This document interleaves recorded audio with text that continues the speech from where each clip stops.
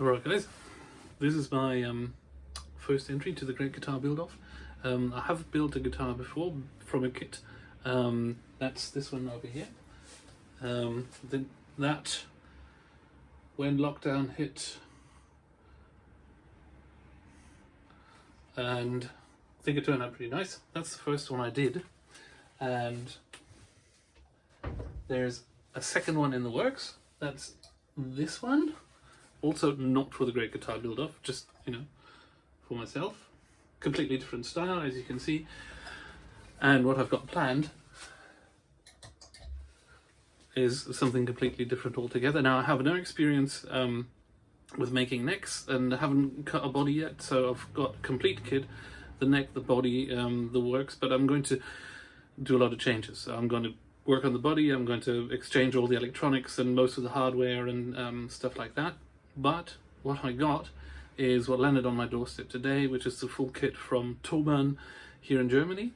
They make, as far as I'm concerned, pretty good kits. I'm very happy with the two I've got so far, especially the first one because I know what it sounds like. But anyway, here's what landed on my doorstep today. So, there's the box, and now I'm going to do, for want of a better word, an unboxing.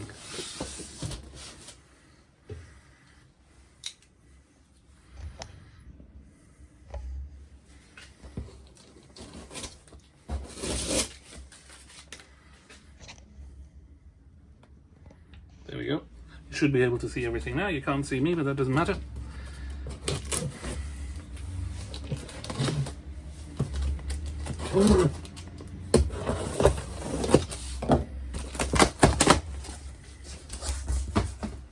Lots and lots of packaging, but that means they keep the guitar safe. So, one big box, and inside that big box is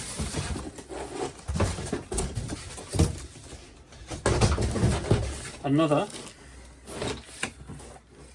which is not quite as big, but you can see it's the Harley Benton brand, which is the Thomann home brand.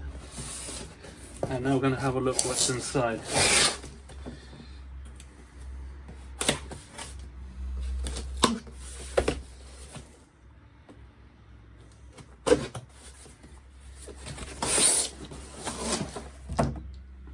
Alright, what you usually get is a pretty self-explanatory builder's guide. If you haven't built a guitar yet at all, it's really quite helpful. Most of the time, I think if you've done one guitar kit, you should be able to figure out what to do with the other kits, because, you know, the basic principles are all very similar. So you probably won't be needing this. And then this is the neck. Just have a look at what it looks like. Now, they usually come pre-prepared with pore filler and some kind of finishing beforehand, so that you could basically start with painting and spraying or whatever it is you want to do. Apart from maybe using sort of like oil-based finishes, because they won't penetrate the wood, obviously, if you've got the grain filler already on. Now, this does look rather nice. Of course, the I don't know if you can see this, but the frets will definitely need some polishing, maybe some leveling as well. They will definitely need polishing, and they do have one or two sharp-ish ends, but apart from that, and the fact that it is bone dry, the fretboard, of course, which is what I was expecting, but the headstock is pre-cut. That looks pretty nice. I would have liked to have done something myself with the headstock, but this kit comes with a pre-shaped headstock, and as far as I'm concerned, that's fine. I might do something to it, I'm not sure. I'm definitely going to sand the neck down though, because I want to give it a nice oil finish. and maybe use some stains on it. I'm not sure. I know that Crimson Guitars have some beautiful stains in their shop. I might have a look into that.